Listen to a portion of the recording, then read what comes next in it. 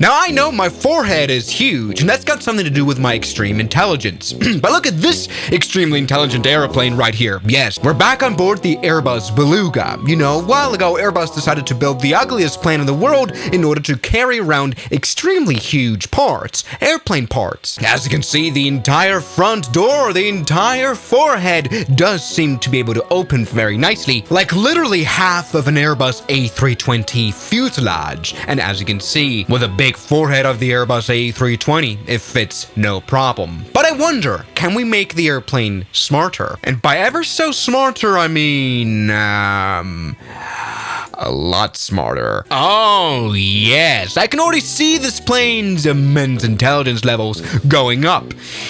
You know what? This doesn't even, I think it could fool people with this. There's one big problem with this. Why is there birds here? There's one big problem with this plane, and that is that the physics are simulated. No kidding. Let's try to load up something right here. We can offer something bigger, like a Airbus A380 tail. That will definitely be able to fit into this plane. As you can see, the ginormous door is opening of the Airbus Beluga 2.0. And you could literally fit the A380 tail vertically in there. No trouble at all. This right here is the original Beluga, and this is our now bigger this is quite a lot taller. Well, it's around about 4 meters taller, in fact. So this thing basically has a loading height of 11 meters. It's absolutely crazy. Maybe at some point in the video, we will be definitely able to carry some, like, buildings. Probably not weight-wise. The question I'm asking myself is, though, will it fly? Let's take a look. I mean, the A380 fuselage fits perfectly in there. So let's see. I mean, good. The engines are already on. So let's go ahead and go full power. Now, obviously, the tail is also higher, as you might have noticed. Let's see if we can take off. Look, the thing is, this airplane is not, like, heavier or anything. This airplane... it's annoying. So it should be able to just technically fly. It's just a question of like aerodynamics now. Oh, now this starts to look a little bit weird, really. But as you can see, yes, we are able to take off just very smartly. Oh yes, the Airbus Beluga 2.0 is able to fly perfectly fine. Of course, we have more induced drag, which is why this thing is not like a super plane now. But I wonder, how did this plane like turn now? Does it fly weirdly? So when I go make a right turn, no trouble. Actually, no trouble at all. But the point of this video is to bring this airplane to its limits. This is definitely not its limits. Flying perfect. So it's time for stage 3 tuning. Original, stage 1, and now the extremely more intelligent stage 2, which is around 6 meters taller than the already taller one. So we've got a loading height of 17 meters. What does that look like? Doesn't this look... oh, it's very smart. Great. Now the question is, have we reached the point where we're able to load in the Airbus A320 fuselage vertically? Oh, actually not. Never mind. In order to do that, we will definitely have to scale this up even further. Now these are some very strong doors. This airplane is like structurally probably quite not good. But look at this. Yeah, there is no actual way this will fit. No, right. Okay, let's forget about it. I guess that will come in the next step. The question rather is, though, does this fly tall? Can we even move on? Now, this is a very strong, independent hydraulic system right there. And when the sun sets, we're able to cast quite the dramatic shadow. Let's go full power into these engines. Once again, we don't really weigh more. We're just a lot less aerodynamic. It's actually insane. Let's go ahead and release the parking brake and just get going. I might want to start making the tail a little bit bigger. You know what? Who doesn't matter? Okay, Airbus Beluga. As you can see, we were able to reach speeds 130 knots, no trouble. And it will take off. I'm pretty sure. Yeah, look at this. Yep, these wings still do generate lift. Now we can start getting the landing gear up, and this airplane does fly. It just doesn't steer very nicely. Oh, we can't steer. I think we've already overdone it. See, the problem is that we have the biggest vertical stabilizer flying around in the world. Oh! So we basically have no roll control whatsoever. In fact, we're dying. We're crashing. Okay, can we somehow salvage this? All right, never mind. I'm able to Stably. There's no way I can gain stability. The only way is for us to increase the wing size and therefore increase the control surface size, you know. The thing that makes us turn, they're just not in power anymore. This thing is uncontrollable.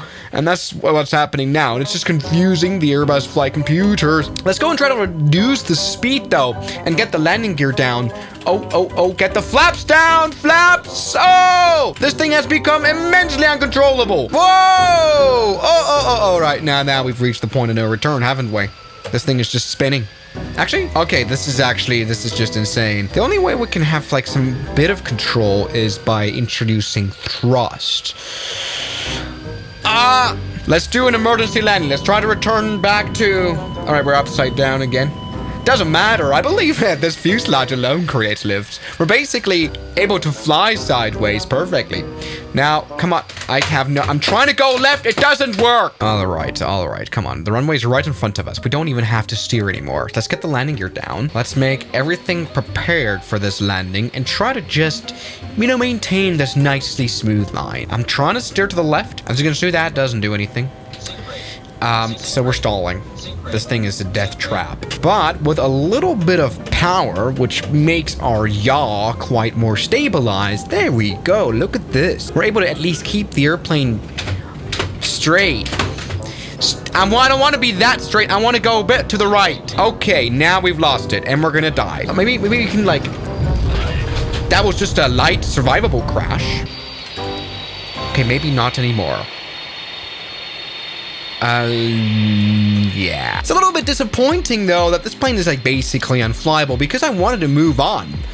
Look, this is the original forehead. This is the stage 1 tuning. This is stage 2, and this is stage 3.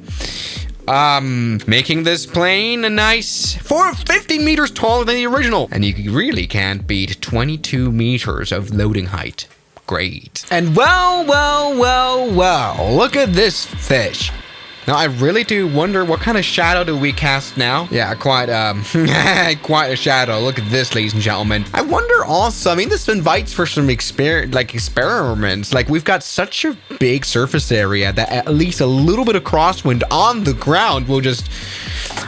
wait, let's go and try that out. Right, let's go ahead and add winds from the sides. So, like, what, 30 degrees of, something like that? Yeah. So yeah, you can trust me. This is physically simulated. The poor landing gear. That is a lot of force on that left main landing gear. Wait, let's go ahead and increase the wind speed. Let's maybe do some crazy winds. Yes! Plane just flies away like that.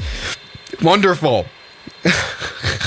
Okay, now it won't fly, that's for sure. But we can have a try, to be honest. So this is extremely smart of an airplane. And it definitely will gain speed. The drag is really not the issue, but the small wing, the small tail wings as well is just not enough to get this airplane properly flying. But let's see if we can do it anyway. Shut up. Flaps are nicely set to 1. This looks extremely stupid, but as you can see, lift is being generated, and I wonder how long it takes until we completely crash. Once again, going left and right, there's basically no hopes that this airplane will fly properly. But actually, oh, you know what?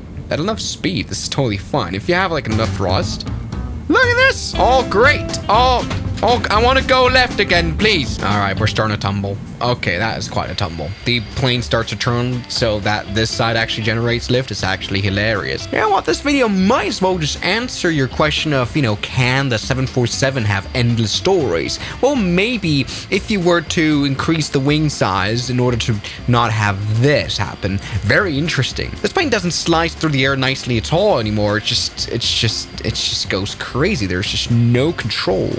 So there you have it, the Airbus Beluga, which in its original size is as big as it should be. It shouldn't be any taller unless you make the wings bigger. So thank you guys so much for watching this video, and I'll see you guys tomorrow as always. Good night. And a special thanks goes out to my members, my supporters, Guns Killer, R27, James Duram, That Dude, Anime Gods of Gaming, Derek, Insider Plane, Nishijitsu Fanner, Professional Jamal, Ryland Williams, and New the York. You've got beautiful names.